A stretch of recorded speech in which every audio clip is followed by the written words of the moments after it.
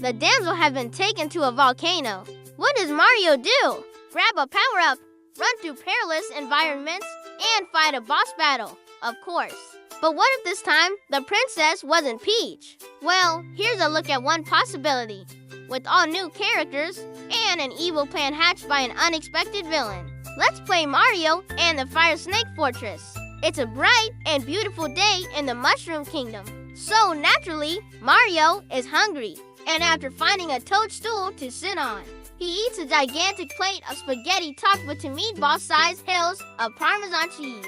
But as he wipes the sauce off his mustache, the sky darkens with clouds. Oh, Mario says, wiping his mouth with his napkin. I hope this doesn't ruin my appetite. His wish is granted when a giant, ferocious-looking dragon swoops down from the sky. Not just any dragon, though. No, sir. This is none other than Mario's nemesis, King Bowser Koopa, who has used a powerful magic item to turn himself into a terrifying beast.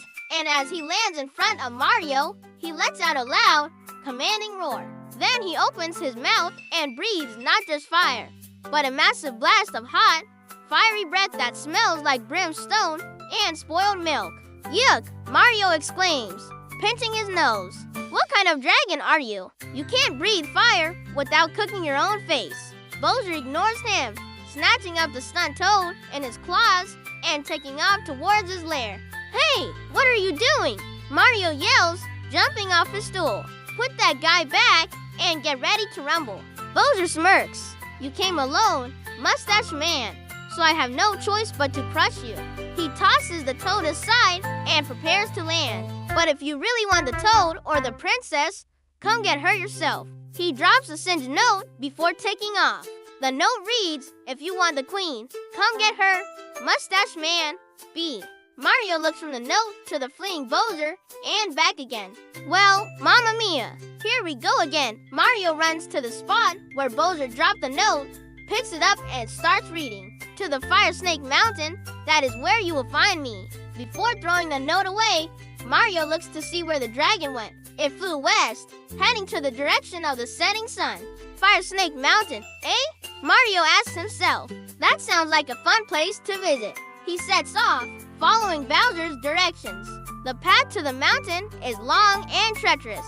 First, Mario must cross the molten molasses marsh, a sticky, hot swamp where he has to bounce on giant pepper plants to get across. But eventually, he reaches the opposite shore, panting slightly from the effort. Next, he scales the sizzling spire, a tall, crumbling tower filled with dry bones that throw their own ribs at him. But after dodging every attack, Mario climbs higher and higher, eventually reaching the top. But what could that mean? Could Mario be about to receive some sort of cartoon power-up? Why? Yes, because this is a Mario game. As he steps onto the spire, a magical fire flower floats down from above and lands at his feet. As Mario puts it on, he transforms, gaining a comically large chef's hat and a pair of matching oven mitts. With his new power, he can now throw fireballs shaped like meatballs, which he uses to cook the dry bones and melt obstacles in his way. Finally, after much effort, he arrives at the Dragon's Cave, which has a crudely scrunched together sign hanging from a nearby rock that reads, Bowser's Lair, keep out. This means you, Mario.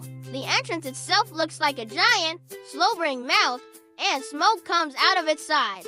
Taking a deep breath, Mario enters the cave and finds himself inside a massive treasure hoard. But instead of gold or jewels, everything is made of stolen food. There are giant coins made of solid chocolate, stacks of cheese wheels, and even a bubbling pit of lava that looks exactly like a pot of tomato sauce.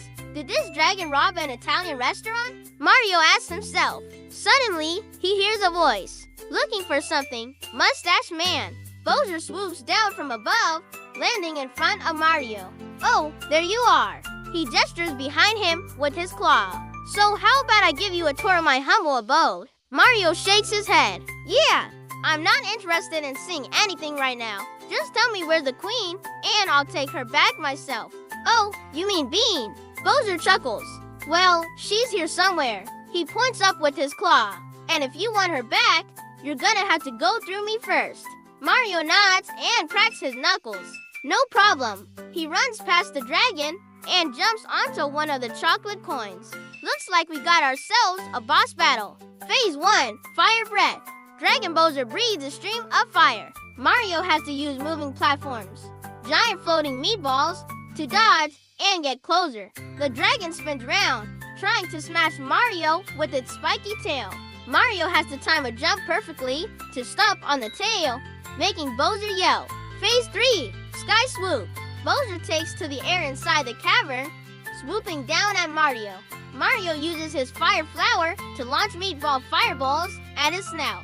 Each hit makes Bowser sneeze violently. After 3 direct hits on the snout, Dragon Bowser sneezes one final time, shrinking back to his normal form and getting stuck in his own shell, spinning dizzily on the floor. With the coast clear, Mario jumps and grabs the key that was hanging just out of reach. He then drops the key into the lock and opens the cage, freeing Queen Bean from her prison. She smiles at Mario and offers him her hand. Thanks so much for rescuing me, Mario. I owe you one. Bowser pops out of his shell and looks at Mario with a groggy expression. Wait, where am I? He spots the key in Mario's hand and his eyes widen in realization. Oh, right. Yeah, you got me this time, Mustache Man. But just you wait until next time. He drops a smoke bomb and disappears in a cough and a cloud of soot. Mario looks at the smoke bomb with a confused expression before turning back to the Queen. So, what's the reward for defeating your dragon? Queen Bean smiles mysteriously. I don't have anything valuable on me, but I think I can hook you up with something special. She leads Mario outside the fortress, and they both watch as the smoke clears. When the smoke clears, revealing Bowser nowhere in sight, Bean turns back to Mario with a smile. Here you go. She hands him the golden fork, an artifact that lets him eat any dish in the world instantly. Wow, this is amazing, Mario says. Thank you so much. Then he notices something. Wait, where's the spaghetti? Bean smiles and gestures to the fortress behind them. You can find the entire stock of spaghetti in my kitchen. And as Mario starts to make his way there, she calls out to him. And Mario, he turns back to her and waits. I also gave your friend back there a lifetime supply of spaghetti, too. Later that night, Mario is back at the castle sitting on his stool, eating a new, even larger plate of spaghetti with his new golden fork. He finishes the last noodle and wipes his mouth with a napkin. Another successful mission. Another day in the life of Mario.